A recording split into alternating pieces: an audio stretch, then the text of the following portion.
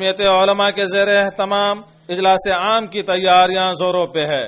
جامع مسجد نوہٹا میں سہرسہ، سپول، مدھے پورہ کے علماء نے اس اجلاس کو کامیاب بنانے کے لیے بڑھ چڑھ کے حصہ لیا۔ جگہ کے انتخاب کے سلسلے میں ذمہ داروں نے جامعہ اصلاح البنات کے وسیع و عریض میدان کو مناسب بتایا۔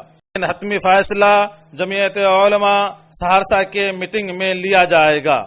مجلس کے درمیان حضرت مولانا رمضان علی صاحب قاسمی، حضرت مولانا محمد مجیب رحمانی صاحب، حضرت مولانا وقاری رستم علی صاحب، مفتی معراج سعید قاسمی، حضرت مولانا عبد البارک صاحب اور مولانا حبیب اللہ صاحب کا پرمغز خطاب ہوا۔